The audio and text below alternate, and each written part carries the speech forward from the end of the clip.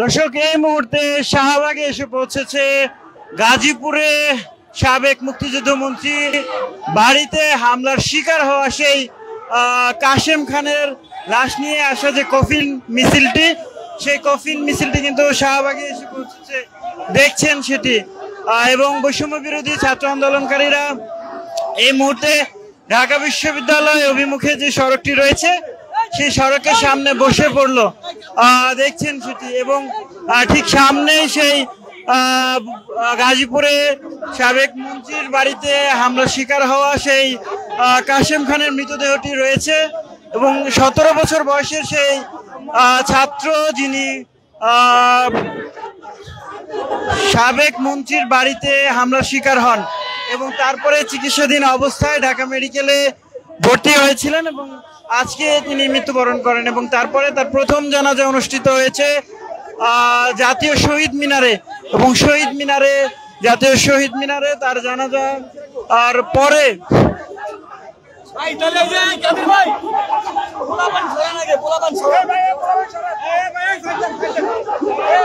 এই মুহূর্তে শাহবাগে অবস্থান করছে বৈষম্য বিরোধী ছাত্র আন্দোলনকারীরা। তারা আওয়ামী লীগের নিষিদ্ধের দাবি জানিয়ে তারা এই কর্মসূচি পালন করেছেন এবং সেই সাথে তারা সারা দেশে জেলা, উপজেলা এবং ইউনিয়ন পর্যায়েও তারা এই কফিন মিছিলের আয়োজন করেছেন, দেখছেন সেটি। এবং দেখছেন এই মুহূর্তে আপনাদেরকে যদি দেখাই শাহবাগের দৃশ্য, শাহবাগে বৈষম্য বিরোধী ছাত্র আন্দোলনকারীরা এবং সেই লাশটি কিন্তু নিচে রাখা হয়েছে মৃতদেহটিতে, দেখছেন। এবং সেই সাথে বিপ্লবী সব স্লোগান তোলা হচ্ছে এই জায়গাটি থেকে, দেখছেন। বৈষম্য বিরোধী ছাত্র আন্দোলনে অংশ নেওয়া সেই শিক্ষার্থী এবং সেই সাথে যদি দেখানোর চেষ্টা করি আপনাদেরকে, শাহবাগে এই মুহূর্তে তাদের অবস্থান রয়েছে। এবং এই মুহূর্তে আমরা দেখতে পাচ্ছি শাহবাগে বৈষম্য বিরোধীরা বক্তব্য রাখছেন বিভিন্ন, এবং তারা কিন্তু কড়া হুঁশিয়ারি দিচ্ছেন যে আওয়ামী লীগ নিষিদ্ধের দাবি তোলা হচ্ছে এই কফিন মিছিল থেকে।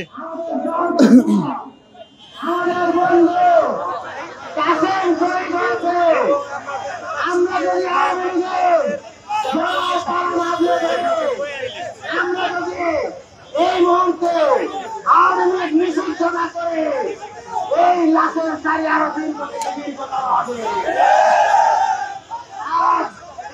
আমাদের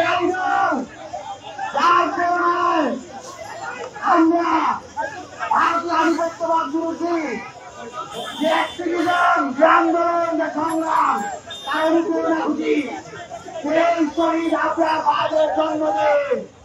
এই জন্মদিনে আরো একটি কলঙ্কিত অধ্যায় রচিত করলো সেই আওয়ামী লীগ, সেই ছাত্রলীগ, সেই যুবলীগ। এখন বাংলাদেশের মানুষের কাছে একটাই রাস্তা, হয় ইন্টারিম গভর্নমেন্ট তাই আওয়ামী লীগকে নিষিদ্ধ করবে, অন্যথায় বাংলাদেশের মানুষ স্বপ্রণোদিতভাবে রাজপথে আন্দোলন করে গণজোয়ারের মাধ্যমে, গণভোটের মাধ্যমে আওয়ামী লীগকে ব্যান করবে।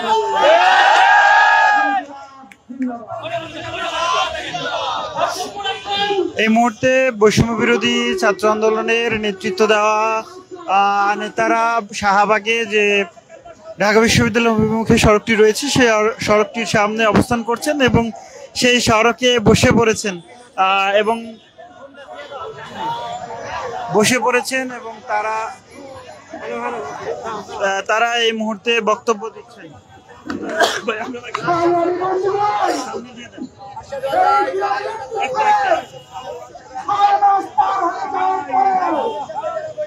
দর্শক দেখছিলেন সরাসরি ডেইলি সানে, এই মুহূর্তে আপনাদেরকে দেখানোর চেষ্টা করছি, দিয়ে দিছি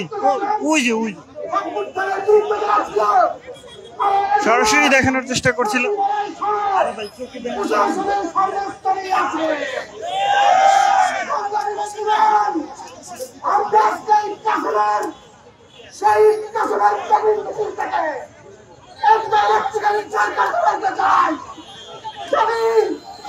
যাদেরকে আজকে পুনর্বাসন করা হচ্ছে এই মুহূর্তে বৈষম্য বিরোধী ছাত্র আন্দোলনকারী নেতারা বক্তব্য রাখছেন এবং তাদের বক্তব্যে কিন্তু বারবারই ফুটে উঠছে যে আওয়ামী লীগকে নিষিদ্ধের যে দাবি, সেই দাবিতে কিন্তু জোরদার রয়েছে এবং তারা বলছেন যে আওয়ামী লীগকে নিষিদ্ধ করতেই হবে, নতুবা ইন্টারিম গভর্নমেন্ট বদলে তারা জাতীয় সরকার গঠন করবেন, এমন হুমকিও কিন্তু তারা দিচ্ছেন এবং তারা বলছেন কোনোভাবে আওয়ামী লীগের অস্তিত্ব রাখা যাবে না, এমন অভিযোগ করছিলেন। দর্শক, সরাসরি দেখানোর চেষ্টা করছিলাম আপনাদেরকে শাহবাগ থেকে, এবং শাহবাগে এই মুহূর্তে তারা বৈষম্য বিরোধী ছাত্র আন্দোলনের নেতারা সহ তারা রয়েছেন এবং সেই প্রতি বিপ্লবের প্রথম শহীদ যাকে আখ্যা দেওয়া হয়েছে কাশেম খানের মৃতদেহ কিন্তু রাখা হয়েছে। বৈষম্য বিরোধী ছাত্র আন্দোলনকারীরা ওইখানে অবস্থান করছেন, দেখছেন তাদেরকে।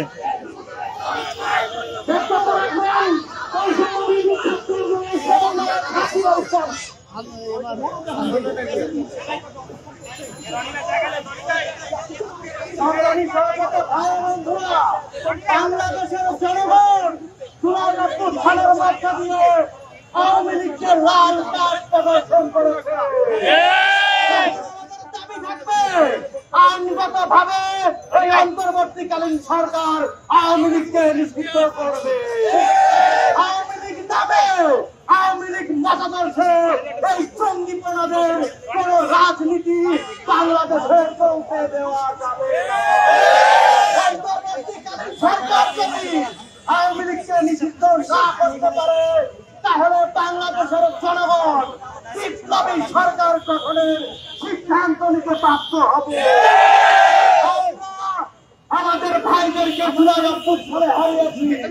জুলাই অভ্যুত্থানের পরে এই সন্ত্রাসী জঙ্গি আওয়ামী সন্ত্রাসীরা আমার ভাইদের উপরে জঙ্গি স্টাইলে আক্রমণ করে যাচ্ছে। আমরা এর তীব্র নিন্দা এবং প্রতিবাদ জানাই। আমরা দেখতে পেয়েছি অন্তর্বর্তীকালীন সরকারের 6 মাস হলো তেমন কোন বিচার কার্য সম্পাদিত হয় না। আমরা বলে দিতে চাই, আপনারা যদি অনতি বিলম্বে আওয়ামী সন্ত্রাসীদেরকে বিচারের আওতায় না আনতে পারেন, তাহলে বাংলাদেশের জনগণ আওয়ামী লীগের বিচার কিন্তু নিশ্চিত করতে পারবে ইনশাআল্লাহ। সর্বোপরি আমরা বলতে চাই, অনতি বিলম্বে আওয়ামী লীগকে নিষিদ্ধ করতে হবে। বাংলাদেশের সমস্ত রাস্তাঘাট অচল করে দেওয়া হবে।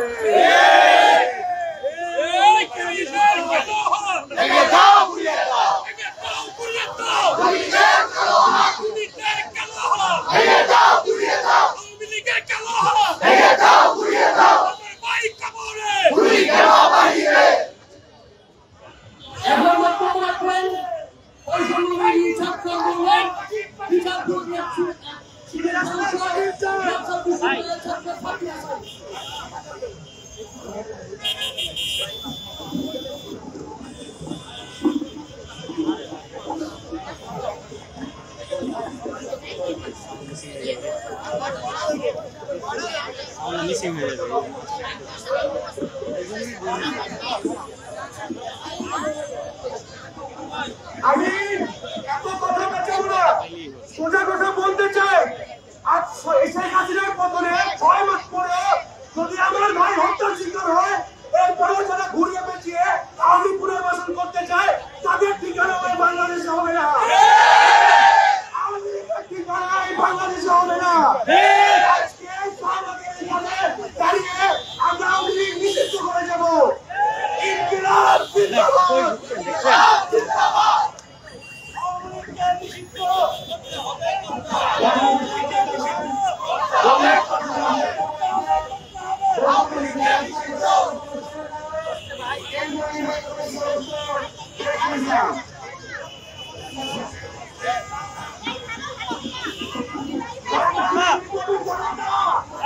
আমরা দেখেছি গত 16 বছর ধরে আওয়ামী লীগ খুন করেছে, খুন করেছে, সরকারকে করেছে, মানুষকে নির্মমতা করেছে। গত 16 বছর পরে আওয়ামী লীগের পতন হয়েছে। এরপরেও আমরা হাতে সন্দেশী যে আওয়ামী লীগকে নিষিদ্ধ করা যাবে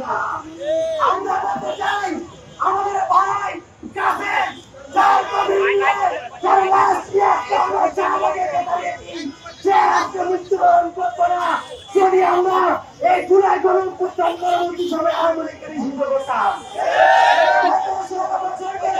শেখ হাসিনা যে তাণ্ডব চালিয়েছে, শেখ হাসিনা বাংলাদেশের ফেরাউন বনে গিয়েছিল, আওয়ামী লীগ বাংলাদেশের নাচি বাহিনী বনে গিয়েছিল। কেন আওয়ামী লীগকে নিষিদ্ধ ঘোষণা করা হবে না? জানতে চাই এই দলের সভানেত্রী দিল্লিতে বসে বাংলাদেশের বিরুদ্ধে ষড়যন্ত্র করে সেই দলকে বাংলাদেশে কেন নিষিদ্ধ করা হবে না? সেটা আমরা এই সরকারের কাছে জানতে চাই। আমাদের ভাইয়ের রক্তের শপথ যদি ইন্ডিয়ান করছেন তার জায়গা থেকে আওয়ামী লীগকে যদি নিষিদ্ধ না করে তাহলে আমরা অন্য সরকার শুরু করতে পারবো না। আওয়ামী লীগকে নিষিদ্ধ করতে হবে। এই গণহত্যার বিচার 2 বছর 3 বছর 1 বছর করলে হবে না। আমরা ফিরে দেখেছি অভ্যুত্থান পরবর্তী সময়ে যারা তৈরি ছিল তারা শক্তি কিংবা ইমিডিয়েট অ্যাকশন নিয়েছে, তারা ইমিডিয়েট পানিশমেন্ট দিয়েছে। বাংলাদেশে যে বিচার ব্যবস্থা আছে, বিচার ব্যবস্থার উপর আমাদের দুর্বল আস্থা নাই। আমরা বিচার ব্যবস্থার উপর আমার আস্থা রাখি না।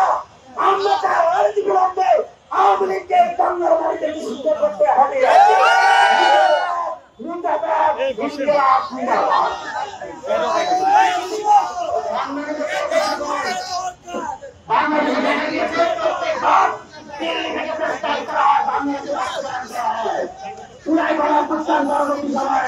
বাংলাদেশের বিপ্লবীরা আর কখনো সম্মানিত কর্মচারী এই মুহূর্তে আরো আমাদের বক্তব্য রাখবেন বৈষম্যবিরোধী ছাত্র আন্দোলনের কেন্দ্রীয় নির্বাহী কমিটির সদস্য আনাস সাইদ খান। কেন্দ্রীয় নির্বাহী কমিটির সদস্য আনাস সাইদ খান।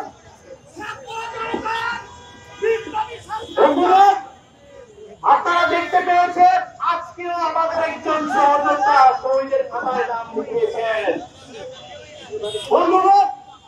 আওয়ামী লীগকে নিষিদ্ধ যদি আমরা না করাতে পারি, এই শহীদের আত্মার অভিশাপ থেকে আমরা কখনো মুক্ত হতে পারবো না। ইন্টারিমকে বলতে চাই, যাদের রক্তের উপর পা দিয়ে আপনারা ক্ষমতার মস্তদে বসেছেন, আপনারা যদি যথাযথ ব্যবস্থা না নেন তাহলে আপনারা আপনাদের পরিণতি বরণ করবেন। আওয়ামী লীগকে আইনি এবং রাজনৈতিক ভাবে মোকাবেলা করাই একমাত্র সমাধান না। আওয়ামী লীগকে আমাদের সামাজিক ভাবে মোকাবেলা করতে হবে। আমরা সামাজিক ভাবে আওয়ামী লীগের সাথে কোনো সম্পর্ক রাখতে চাই না। এই গণহত্যার সাপোর্টারদের, গণহত্যাকারীরা কোন এলাকায় পাড়া মহল্লায় যদি থেকে থাকে তাদের সাথে সমস্ত সম্পর্ক বন্ধ করে দিন। তাদের কাছে কোনো পণ্য বিক্রয় করবেন না, তাদের কাছ থেকে কোনো পণ্য ক্রয় করবেন না, তাদেরকে যেখানে পাবেন তাদেরকে সেখানে ঠেকিয়ে দেবেন।